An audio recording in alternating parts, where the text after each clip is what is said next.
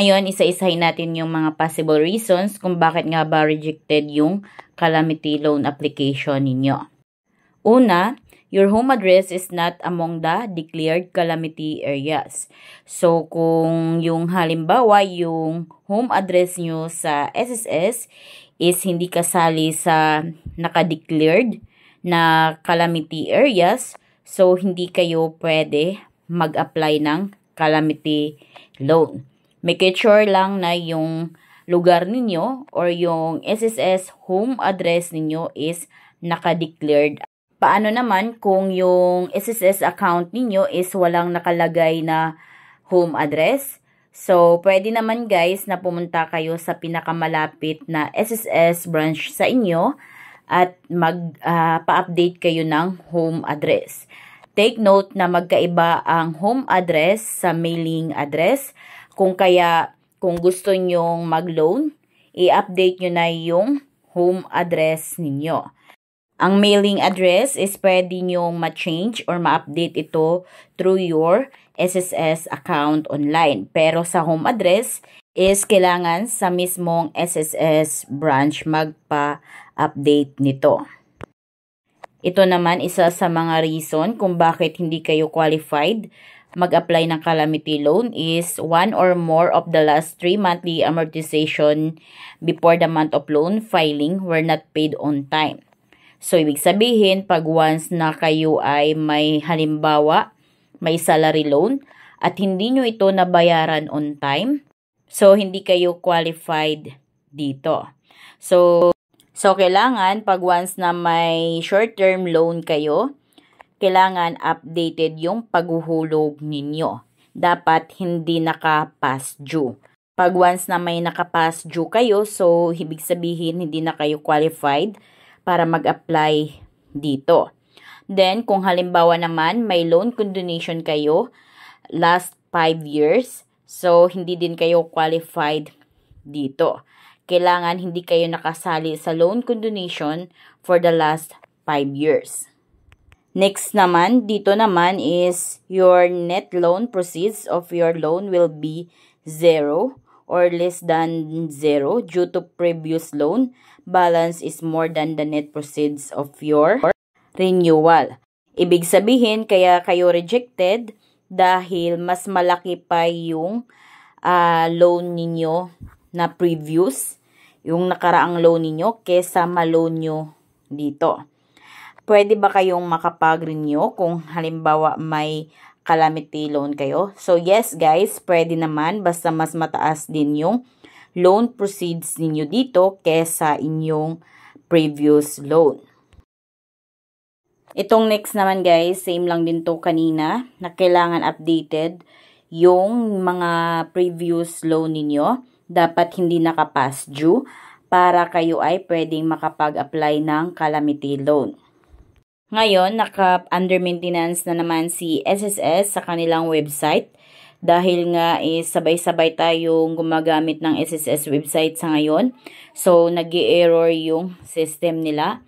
So, mamaya magiging okay na din yan after ng kanilang update.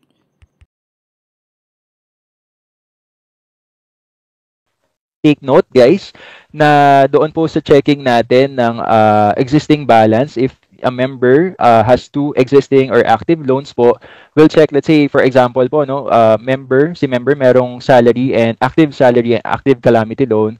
So both accounts po are being checked if it's updated. Okay? Pero guys, ito po yung tatandaan nyo, and of course alam ko maraming nagulat mo lang na-implement ito at natuwa, na hindi na guys binabawas ang calamity loan sa ating salary loan renewal. But we have to be aware again na dalawa pa rin ang ating existing loans po. So ayan na, please take note of that. So if daw po si member ay nag-apply ngayong June 2025, i-check ng system ang payments niya for February, March, and April. Okay, so bakit February, March, April? 'Di ba? Kasi February, ang deadline niya is March 31. March deadline would be on April 30, and April po ang deadline nito is May 31. So dapat again updated or wala pong distribution of penalty sa 3 buwan po na iyon. So sa ating sample po, kahit na walang payment sa April, which is the applicable month is March, ay okay lang. Kasi since meron namang advance payment si member na na-cover ang schedule ng amortization niya. So, sa sample naman po natin dito sa kabilang or sa second picture po, yung mas maliit na picture, may distribution of penalty ang account ni member since si member ay hindi nakapagbayad on time for the amortization po, which is due in April. Kahit dinoble niya ang bayad niya ng May, nakita niyo po, nag-incur pa rin siya ng penalty guideline. So, maaaring makapag-renew si member kapag una, ito po yung basic, yung pinaka-basic na we always check ko po kapag nagre-renew po tayo ng loan, is kung lumagpas na ba ang 6 na buwan mula nang siya ay nag-file ng loan. So, for this example po, ayan, makikita niyo po, walang past due balance ang kanyang short-term loans at ang huling 3 amortizations po bago ang renewal ay nabayaran on or before its corresponding due date. So, sa sample na to, si Juan de la Cruz daw po, meron ba tayong Juan de la Cruz po dito sa viewers natin, ay nag-loan daw noong January 15, 2025. Plano niyang mag-renew ng loan sa July 16.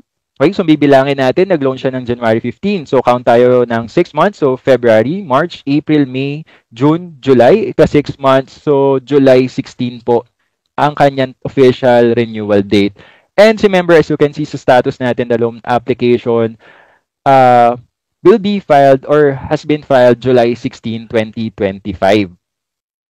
So, ibig sabihin po nito, pasado si Juan sa unang requirement dahil papatak sa ika-6 na buwan o pagkatapos ng 6 na buwan ng July 15 or tama, ng January 15 ang application niya, which is July 16. So, dagdag pa rito dahil ang kanyang account ay walang past due balance at nabayaran niya ang kanyang huling 3 amortization bago ang application date at lahat ay on time. So, check na check yan guys. Dahil dito, si Juan ay qualified for renewal this July 16, 2025.